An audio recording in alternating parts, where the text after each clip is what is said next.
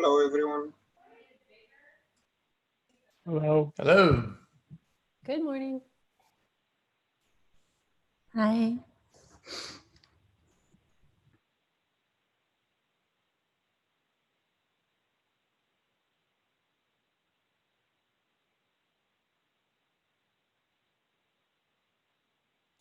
All right, 1 second. Let me get the notes in here in the group chat. You can find the notes for this meeting.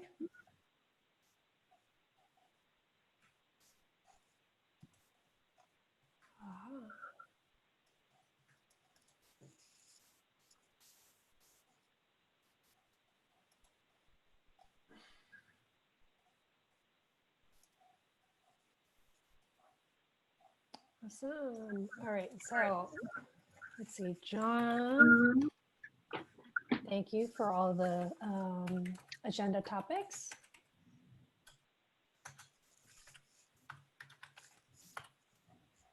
Look in here, adding everybody else on. Let's see, we've got Mihai. Good. You've been Pavan. busy over the last few days. Or at least it seems like it. You got to get some sleep last night.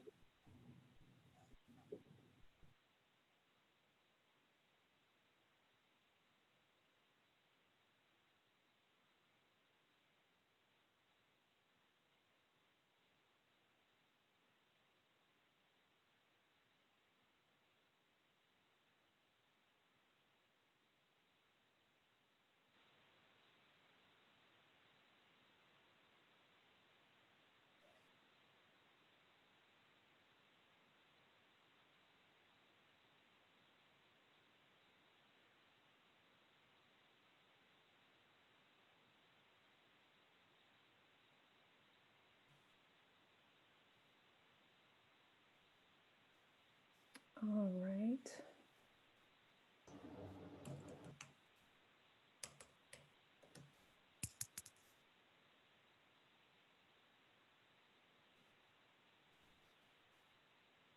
All right, do we want to start off with, we've got a few topics in here for the agenda. John, you've got the first three. Do you want to go up and pose your questions? Sure. Can you hear me okay? Trying out the phone option of Zoom here. Yep. So. Okay, so I think this is a little bit of a continuation from the discussion we had 2 weeks back, where we had proposed or talked about some ways to get additional discovery of workloads and services, mostly more workloads and services, but into Service Mesh Hub.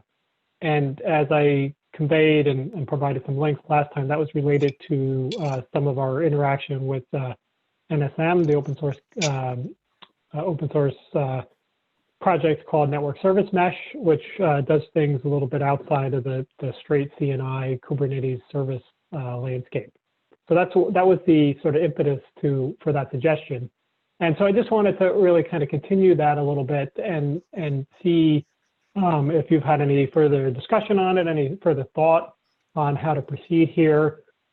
We have been, in the meantime, exploring an option to just try to do this via the CRD, via creation of a CRD. It's a little clunky, and there's some issues that we might run into. That's kind of Pavan's questions later on. But it's really just more of a continuation of that topic from last week to see if you've digested that request at all, or what you think, or how we should proceed. Does that make sense?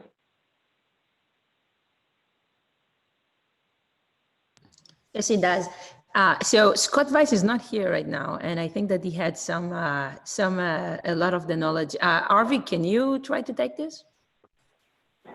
To my knowledge, we haven't discussed any further than what we discussed in the last few meetings. Yeah.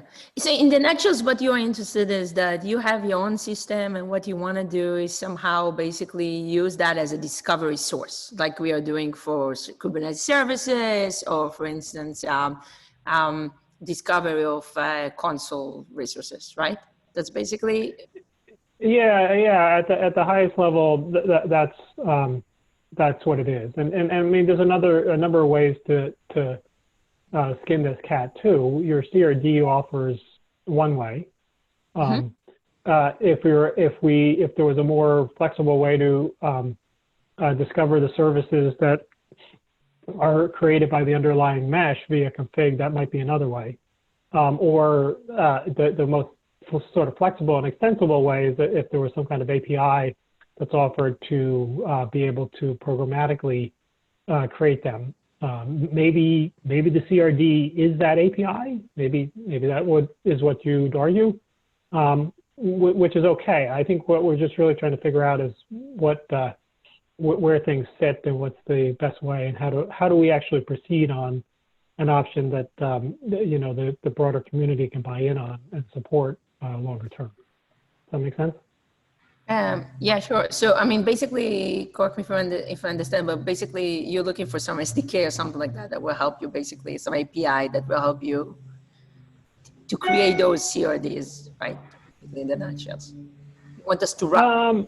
No, if we're going to necessarily use the CRD, if the decision is just create CRDs, okay, if that's the API that we want, where the Service Mesh Hub itself just uses the existence of a CRD to convey that workload and service mapping, okay, then we could probably work with that. It's not perfect, but we can probably work with that. I don't think we need an SDK to do that. We can figure out how to create that CRD.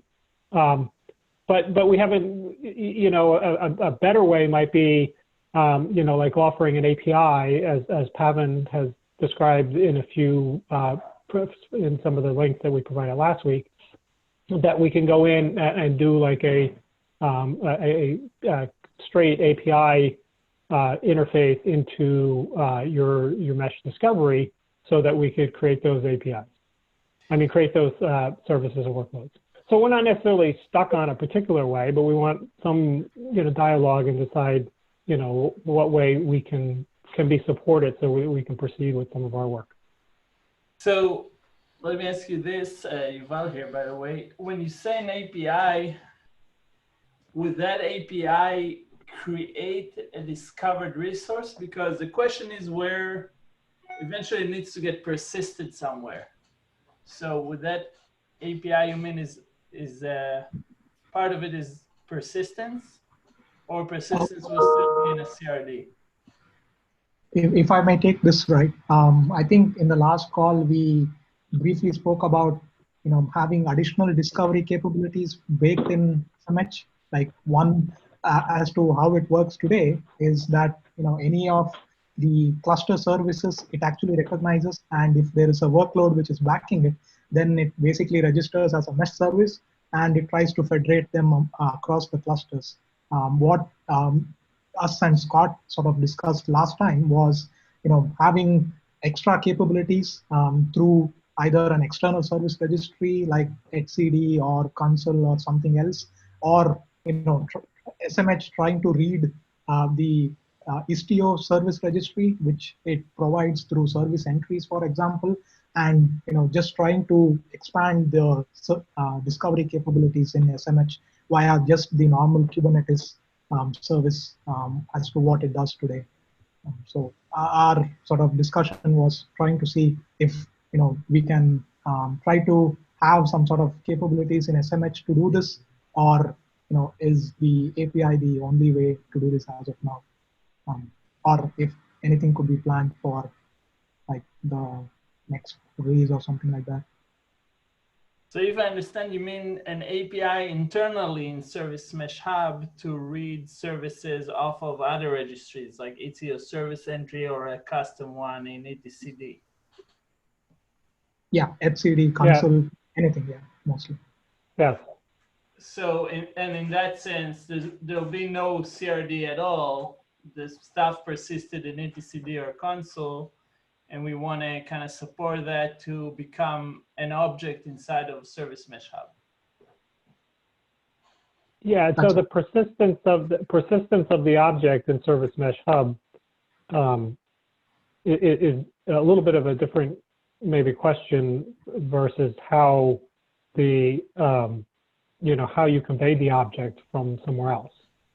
So, in our particular case, we'll persist these, have a persistent store for the workload and service mappings, okay, that are associated with the network service mesh.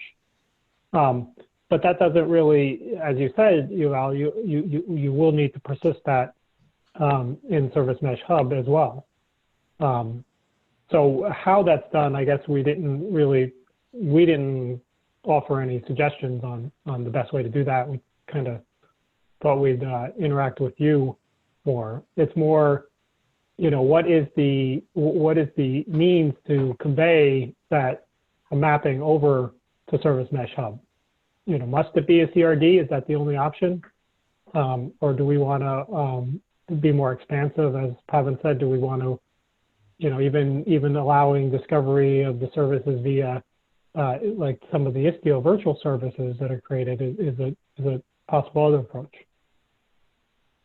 Yeah, currently everything is CRDs, right? So I think in order to make, so Service Mesh Hub assumes, or rather the API that Service Mesh Hub uses internally is the CRD, right? So in a sense, to make it work, for example, with a Istio service entry, we have to create an internal abstraction that would convert one to the other internally.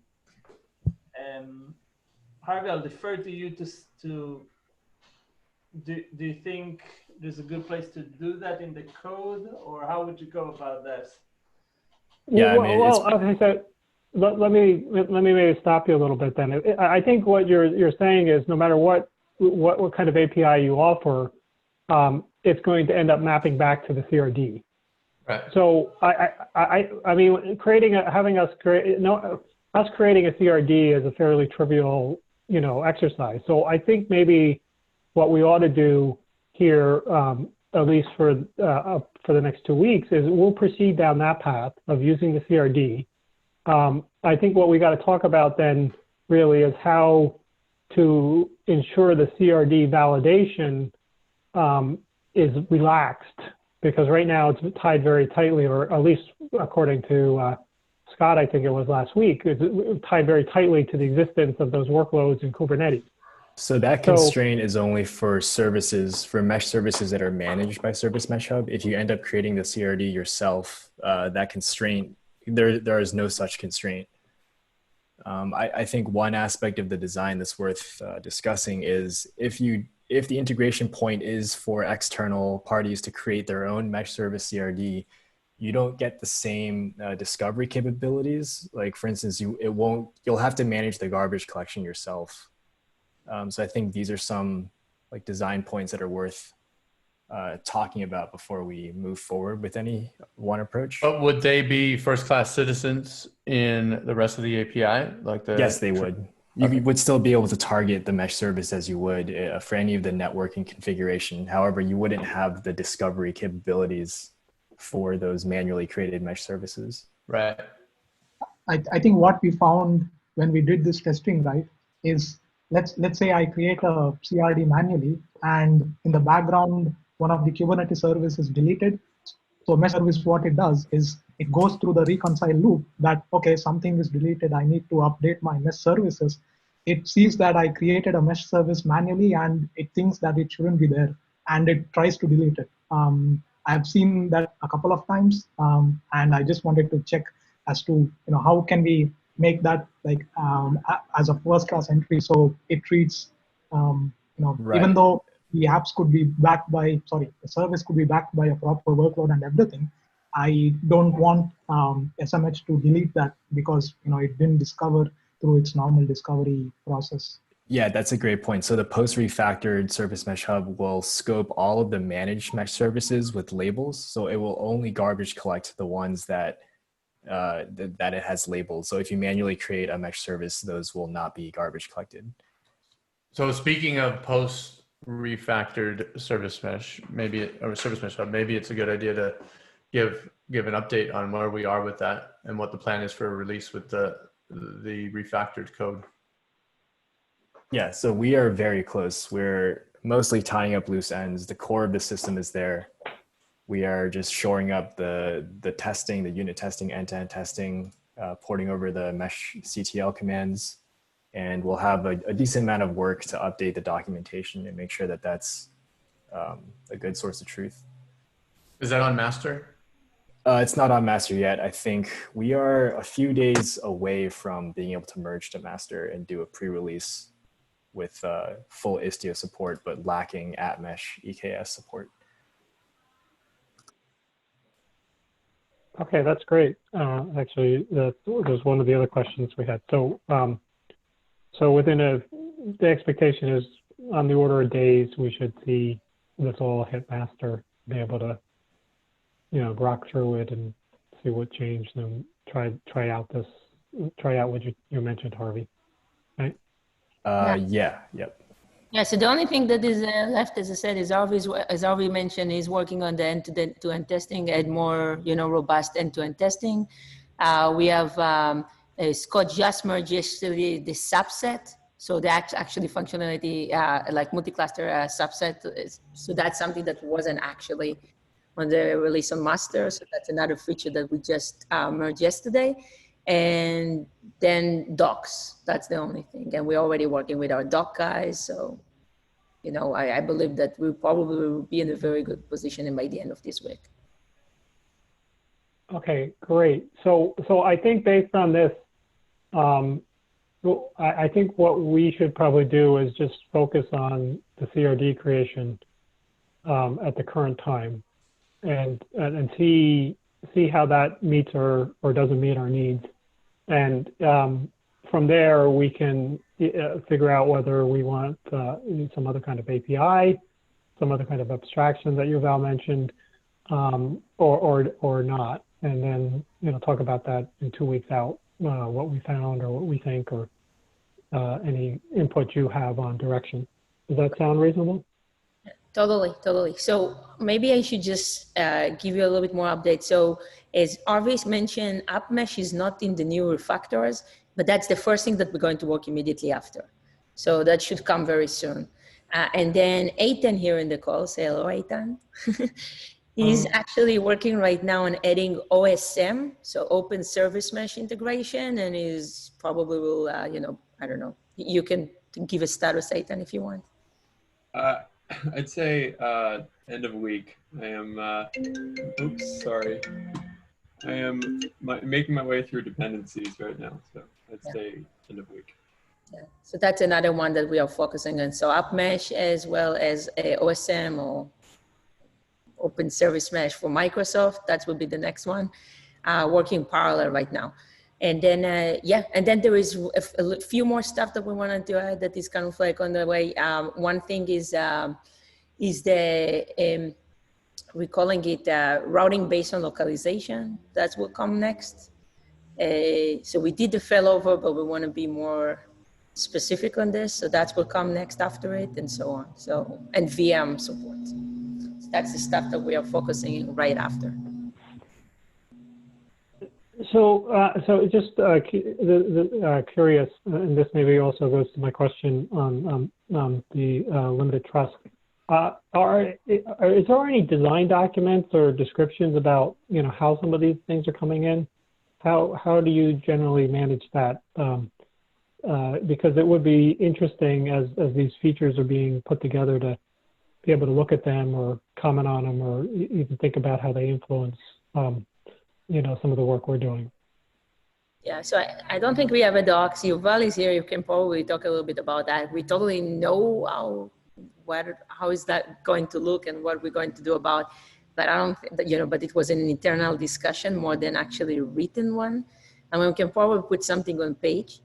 Yuval, do you want to kind of like a high level share limited trust? For big features, we've done that in the past. We created design doc. I believe it's in the repo. There's a folder for those. If you're talking about features like OSM, Yuval, I think that what I wanted you to kind of like high level talk about how we're going to implement the the limited trust. Oh, okay. One, is that what you're looking for? Just to make sure. Well, I mean, it wasn't I'm not trying to be specific here or ask for, you know, an exact thing. I guess it's just as we're trying to keep up with what's happening and some of the work that's going on, it's always good to be able to, you know, look at things on a personal level, if you will, of what's happening and contrast it with some of the things that your company or you personally are interested in. So it isn't really a specific request, but it's more like, okay, you've mentioned a bunch of features and things you're working on. So what's the best way for us to keep track of how that's going to influence the code base when it hits, kind of thing? Okay. I mean, if you don't have, I mean, obviously, if you've been working under a different modus operandi, you know, that's fine. I just wanted to make sure there's nothing missing that we don't see, kind of thing. Does that make sense? Yeah, so we have Joe here actually. So maybe it's important that you will introduce Joe. Joe is actually running this project. So he's the tech lead. And I think that he just took over. So he will make a lot of more organization per se. I will put more stuff there. But right now, as I said, right now actively we are not working on this. But we have a POC already done, and we basically know exactly how it's working. Just you know, we need first to finish the refactor. So once that will be done, we will put both people to work on the Does that make sense? So I heard just be quick before you know, I heard two different things there, John. One is, you know, what are the things that we're working on, and what is the heads up that you can get before like it gets into the code base, so that you all are aware as well. So, you know, in part so that we don't duplicate efforts, right? If you were to look at these same things as well. So that's one. I would say up until now, we've loosely been using Asana kind of internally right now, but you know, I think there's probably room for discussion about what's best for that.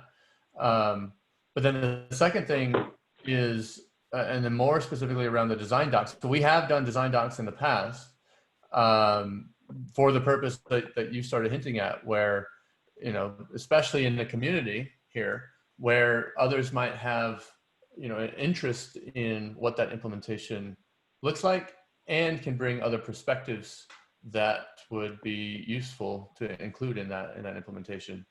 And I don't want to speak for engineering, like you said, Joe. You know, Joe's going to be leading this, but I think we're open to figuring out a good solution for both of those. Yeah, absolutely. Yeah, so, go ahead. Sorry.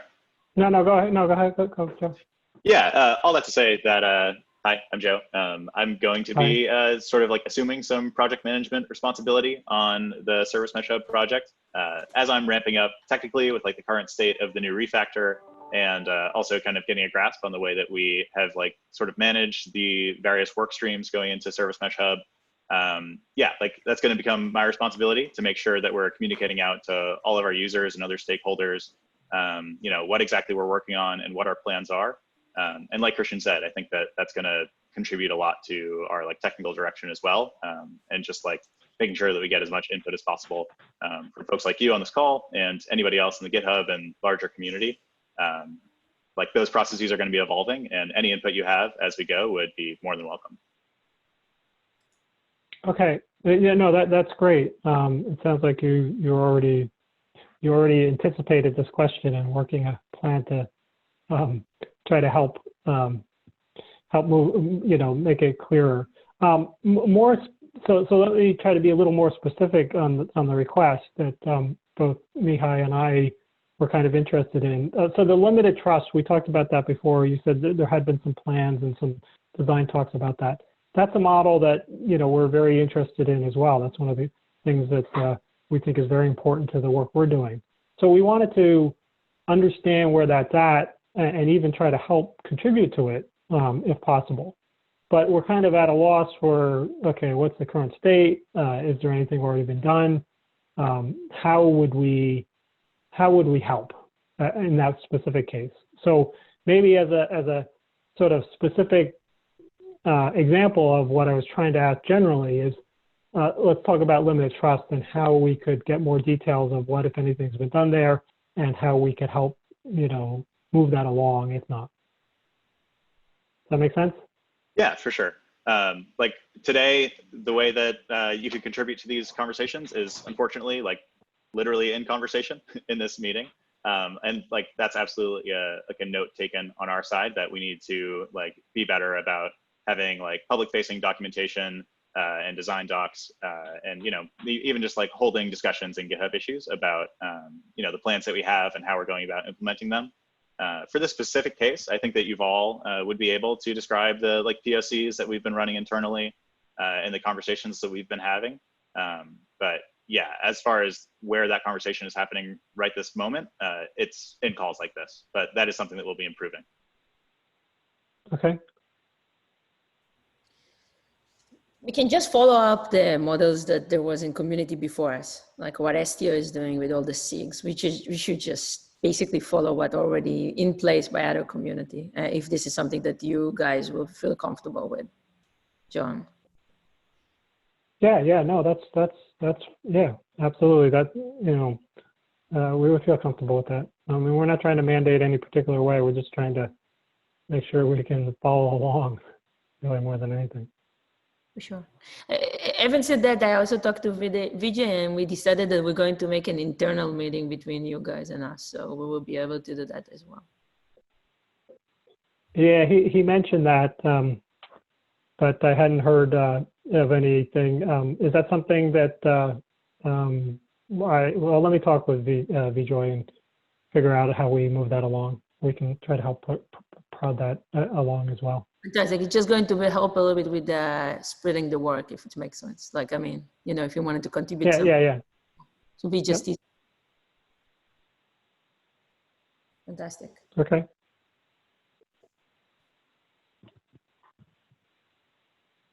I think with the time that we have, it is worth, since we're all on, to talk about the limited trust, the way that we're looking at it, and get feedback from you all. That would be great. Yeah, so with limited trust, the problem is that one mesh does not understand the other mesh's identity primitives, right? One can use PIFI and another can just use a SAN, for example. So the way we thought about going about fixing that is exactly creating a component that will bridge these identities. And that component will also have to do access control decisions that are on the cross-mesh boundary, if that makes sense. So that's kind of the high level. I don't know if we want to go deeper or if you have any feedback so far. So if I understand this correctly, a request would come with, say, to cluster B with an identity from cluster A, and there would be something in the cluster that can transform the identity of A to B, or that can, so it will not transform the identity, but it'll come to be with the identity of the gateway, right? Because the gateway is in cluster B, but the gateway will also make a decision if cluster A, because the gateway is the only part or the only piece here that knows what's cluster A and what's cluster B. And it can make the decision if service A from cluster A is allowed to talk to service B in cluster B. okay, based on what and how do you configure the envoy on service B in cluster B to allow that as well? So Envoy in the service B will need to be configured to accept traffic from the gateway. And the gateway itself, and that's something we're still discussing internally, will have its own policy that it will enforce. Okay. So how does the packet that comes from A get, does the the gateway do anything to it, or does it simply forward it? It essentially re-encrypts it, right? But the TCP connection stays the same, but it initiates a new SSL connection to service B. Okay. So it's going to actually terminate the SSL and then reinitiate it, was your thinking? Yeah, exactly. Unless, you know, all meshes agree on an identity primitive, something like SPIFFE, for example, we have to we can't really translate an identity without re-encrypting, right? So that led us to the conclusion that the gateway needs to make the auth decision if both meshes have two different identity mechanisms.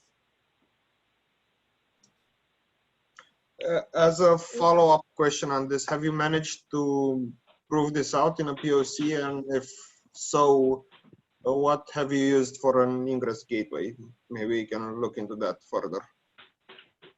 I think we had a POC back a few iterations, not with the current version of Service Mesh Hub. We used just Envoy just to do a POC per se. No, sorry, Yuval, just to jump in for a second. We did this with Istio and Linkerd, and we used Glue. Yeah, but Envoy essentially, right? Yeah, I mean, it's Envoy, right. It's basically Envoy, but we're really good at configuring Glue. So Yeah. Thank you. Yeah, Eitan did that, so thank you for jumping in there. I think part of my question is that I haven't figured out how to get an Envoy to both terminate a SSL connection and start a new one when proxying the packet. I mean, separate. I mean, this is a bit of a digression, but we could easily show you how to do that with Glue. Like we do that with Glue all the time. I do that for some of our bigger new features like failover and all this stuff. I mean, this is something that you can accomplish in Glue very easily. If you can point to me to documentation in this chat or in the solo Slack channel for SMH, that would be great.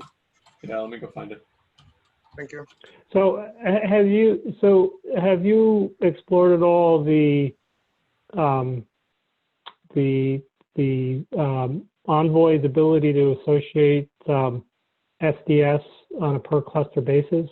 Has that been something you've explored at all for this, or have any advantages here that you've thought about? Sorry, What can do you repeat mean? the question? What do you mean what was that on a per cluster basis? Yeah. So Envoy supports the ability per Envoy cluster, to specify an SDS server or an SDS source, I guess I should say. So where it's going to run its secret discovery service, or who it connects to for its secret discovery service. So that doesn't necessarily solve exactly the identity issue, but it does allow an easy way for Envoy to get certificates for different clusters from different places. So does that make any sense? Do you mean the client certificate? I think what John's trying to say is, or describe the mechanism that, say, if SMH had a almost third source of identity or its own umbrella of identity for services, for the actual connection between services, you could potentially have the Envoy instance that's acting as a gateway use something in SMH as a SDS source for specific cluster targets in Envoy config. But in order to connect to service B, we need to use a certificate provided by the target mesh. So I don't know if we can create our own source for certificates. So you could theoretically keep a central source of what are the certificate chains for all of the clusters that you manage. But I think that's a little bit separate then translating the identities between two different sources of identity. So in other words, the SDS will be useful if we can, if you want to load the certificates into Envoy, but that's not that's not yeah, I mean, I that's think not the end of the solution there. I think that's where we're trying to understand the options on being able to sort of have that federated identity model and what we could make use of at the Envoy level to accomplish that. I mean, so it would be akin, I guess, to having something in each target cluster that trusts the source from the other cluster, I guess, because we know who's allowed to talk to who at that level. It's essentially what you're describing is what the SPIFFE federation model looks like. But I think what Yuval was describing was, maybe more generically, not SPIFFE specific. And how do we solve it at that point? Yuval was, I think, describing like a true gateway, identity gateway kind of thing, right? Because let's see, that's exactly the problem. If all meshes agreed on SPIFFE or another identity mechanism, then we wouldn't have this problem. Right. Yeah. Right. So go ahead. The proposition is if we could configure specific Envoy workloads with specific certificates regardless of cluster. So have two trust domains in a cluster that can communicate with one trust domain in one cluster and another trust domain in another cluster, sort of like that, if that makes sense. I didn't quite follow. Yeah, so basically having you could register, you could define the trust domain as being a cluster workload in cluster A can talk with only a certain resource in cluster B because they have established a trust domain between the two of them, not between the two clusters. Right. Yeah. Because if we're talking about limited trust, that's the most limited you can get. Yeah, that makes sense. And then, like you've always saying, that the gateway would live in one of those, the target cluster, and would know and be configured and instructed by, let's say, Service Mesh Hub to have the capability to do that identity translation, to link, to make that trust boundary, that the service in that target cluster part of that trust boundary.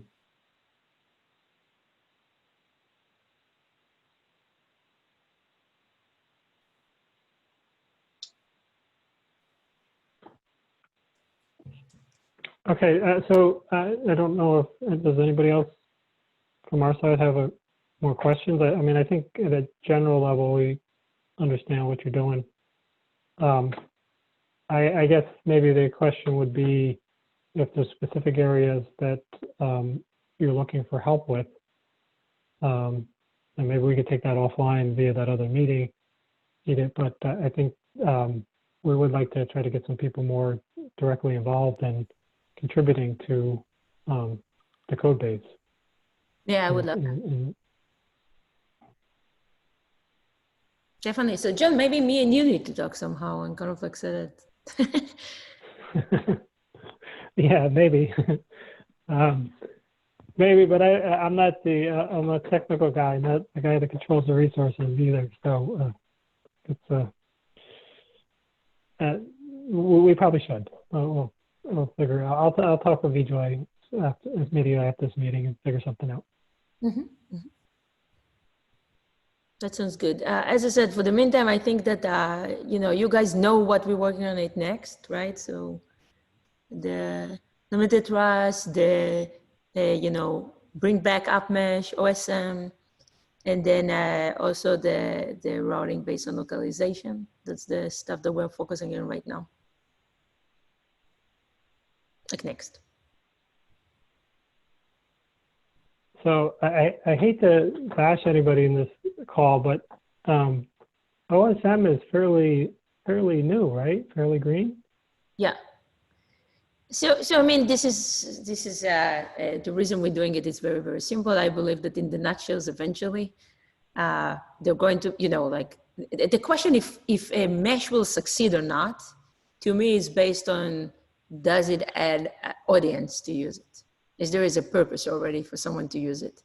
And OSM will be eventually being used because it's being used in Azure, right? That's basically what they're going to do. So all the clouds, the 3 big clouds, they're going to have a mesh and they're going to use it, and they're going to use their own mesh. And therefore, I believe that that's going to be something that will catch eventually. Well, I mean, that's why this project exists more than anything, right? Exactly. No, but there is a lot more service meshes that, for instance, I'm less optimistic about, right? I think that they will not survive, or I think that they will disappear by the end of the time. I don't think that those OSM and app mesh is one of those. I think that STL, app mesh, and OSM will be here to stay. I believe that HashiCorp, it will be something like, in my opinion, more like Nomad. It will be an alternative that people will use, but it's not going to be the most people, right? It's like exactly like Nomad, right? People using it, but it's not Kubernetes, right?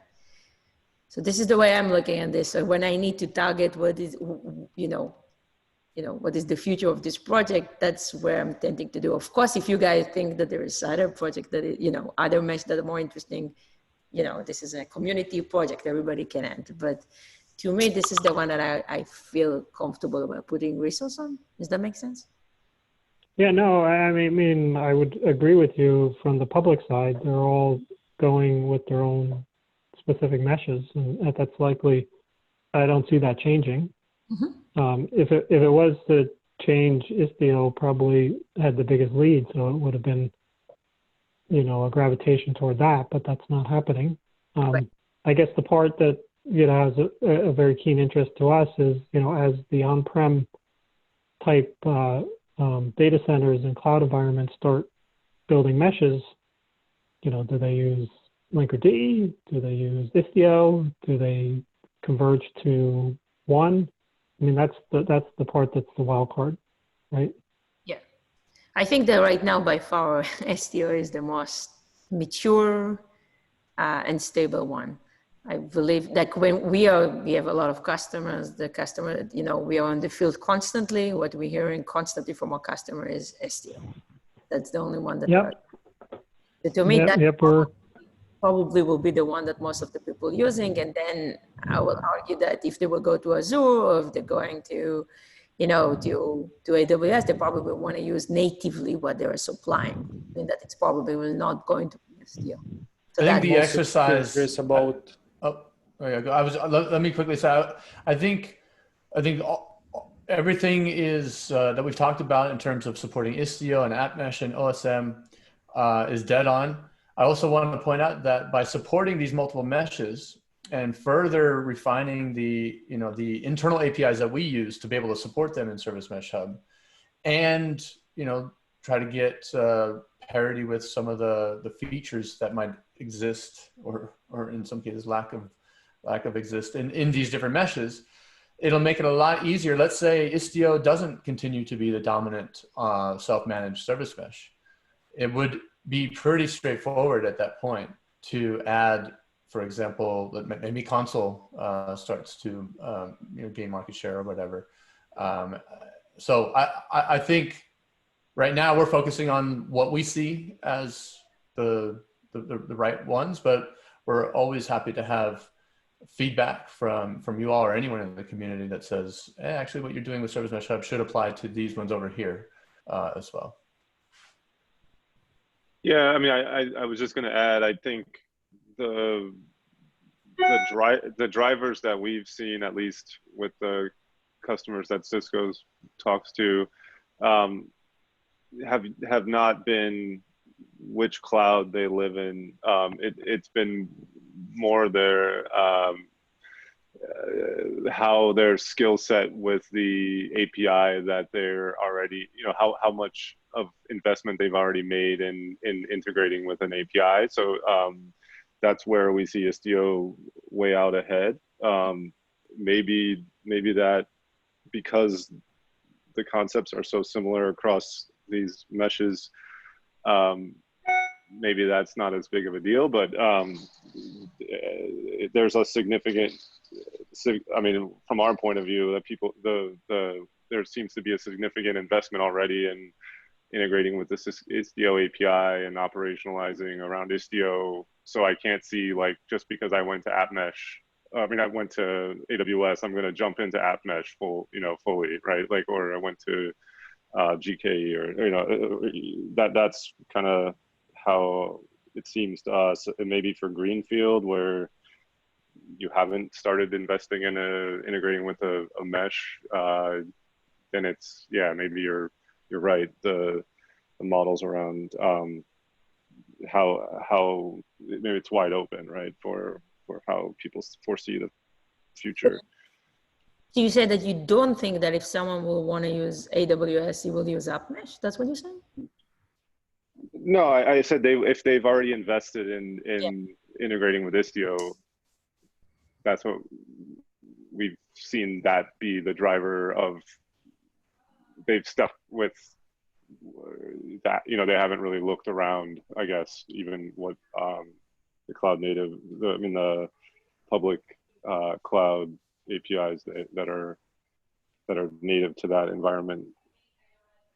I think another way to say what Tim is saying is that we, in our experience, our early adopters for service, the customers that we see as early adopters, or the customers we've talked to who are early adopters of Service Mesh that also use Amazon, don't show a lot of interest for AppMesh because they've already, been spending time on Istio, learn how to integrate with it, and, think they're further ahead. Now, maybe that changes. I was just going to say that maybe their interest in AppMesh is not to replace their Istio usage, I guess is another way to say it, right? I think that, like, I believe that if you will run on AppMesh on AWS, AppMesh will give you functionality that you will not be able to achieve with Istio. For instance, serverless. Yeah, that's where we see, like, there's potentially the gateway function between serverless and an Istio. I mean, like, AppMesh is great for that aspect, and I think that's where when we've talked to people about AppMesh, it's been all around, like, serverless. Right. Yeah. And the fact that it's free, and it's the fact that it will be seamlessly integrated in the EKS. I think that they just started. I'm a big believer that eventually that will be a big advantage to run with a AppMesh, and we see that from our customers. So in the field, we do see both. We see people who are on Istio today and who have been on Istio and are on Amazon, and they have been reluctant, or they haven't moved or put anything on AppMesh because AppMesh didn't have the features that they needed. But they are anticipating, and one in particular is anticipating by the end of this year that AppMesh will have the features that they want, and they will actually move off of Istio. So that's we are seeing some of that, but we are seeing the folks who, like you mentioned, who go to Amazon, and then, like Edith was saying, that they do want native, somehow better integration with the service mesh that they use on Amazon. So deeper into the services that Amazon provides, and Istio will never get there, but AppMesh will. Could potentially, and that would be a reason then to use both, not starting off thinking that you're going to use two service meshes, but you're going to use the networking technology that best suits the problem space that you're trying to solve, and that could be both. This with SMH, right? So you really don't care because the API that you're going to use will be the SMH one, and then for you it doesn't really matter if you're using Istio, if you're using SMH, if you're using OSM, if you're using anything, it doesn't really matter. That's just implementation details, right? And you can swap theoretically. Yeah. I mean, that's the attractiveness for us to SMH, is just that driver we think we see, I guess, for the complexity around using a service mesh API. if you're going to invest in that, then why not one that, an API that works across multiple service mesh types, right? Like that's. And I think what we should, at least the way I see this, I think that what's interesting in service mesh is it's interesting for sure and giving you a lot of functionality on one cluster, but I think that the multi-cluster will be extremely more interesting. So I think that a lot of the feature that we can do on top of it, like failover, like, as I said, routing based on localization. So that will be the interesting stuff. And then what are you going to do if you have an app mesh in AWS and an STO in, how is that going to work on that, right? And I feel that the fact that we're putting this abstraction is exactly that we'll be able to put interesting stuff on top of it, and we will not care about the implementation of this. So a lot of stuff that I can see, like for instance, the loop project that we did before, using a lot of stuff that recording networking and base that. So a lot of interesting stuff, a Chaos Monkey and so on, that can come on top of it. It would be very useful if they will all speak the same language, and then its implementation different no matter what. I'm also, yeah. I'm also curious, and not very related, but I haven't seen any discussion about traffic director, and like the Google Cloud seems pretty big, and I don't know, are there any plans or is there some problems with integrating with traffic director? So traffic director today is very simplistic. It is obviously it's a managed control plane. It doesn't support the Istio APIs yet, as far as I know. They keep saying that it will at some point, but then when it does, then obviously we'll be in a position, since we support Istio with Service Mesh Hub, to integrate with traffic director and any other additional configs that you might need for that. But right now it doesn't. It's just a very simple config store or XDS for Envoy. Yeah, I mean. Yeah, thanks. I had one last question. I guess like when we create the mesh service CRD manually, right? Is there any way to influence the Istio service entry creation? The only reason I'm asking is we would probably want some custom addresses, IP addresses, to be specified in that service entry, which SMS does it automatically today. So do you know if I can use some APIs to do that, or? So that kind of gets back to like how the mesh service works. And right now, as Scott mentioned, it's pretty. There are aspects of it that are tied to Kubernetes services. So, the way that we find those IPs is via. We basically look on the service to find, is it a load balancer? Can we use one of those IPs? Is it a node port? Can we find the IP of the node? Blah, blah, blah. But potentially a very simple option could be a hard-coded IP or something like that, or some, some mechanism that we put on the mesh service so it doesn't do our discovery mechanism for the IP. Yeah, that's true. And I would say that's how it's working today, and we can. But the question is actually a little bit more broad in my mind, because at a higher level, what you're asking is, what if we want to be explicit or create our own entries of services that then can be discovered across multiple different clusters, right? So I think that's more generally the question that you asked. Specifically, that's how Istio does it.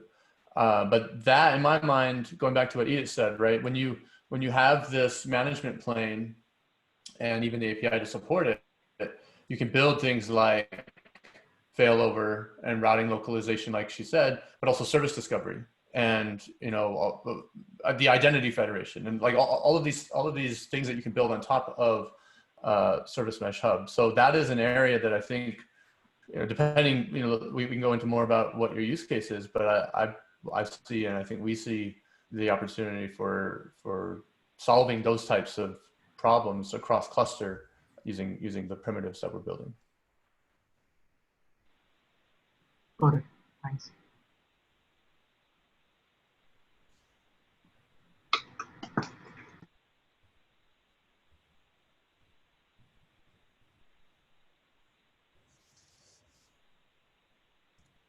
Fantastic. Awesome. So, I mean, we will try to put some stuff in writing to make sure, you know, kind of like put a little bit more structure around the community. And again, any request or, you know, feedbacks will be very, very useful here. If there is a way that you prefer that will be running live.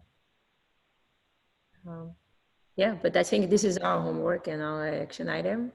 And yeah, and John, I don't know if you are the point person. You're the only one I see because you're the only one who have video. I'm picking on you. But if we wanted to set up some stuff or some time offline, more kind of like spread the word, to be very. Yeah, I think we need to, as we've said in the last couple of calls, we would like to try to get it more involved, try to actually do some specific contributions. Okay. And so we need to figure out that process. We're not been a little bit both on our side and trying to figure out the community structure, how to do that.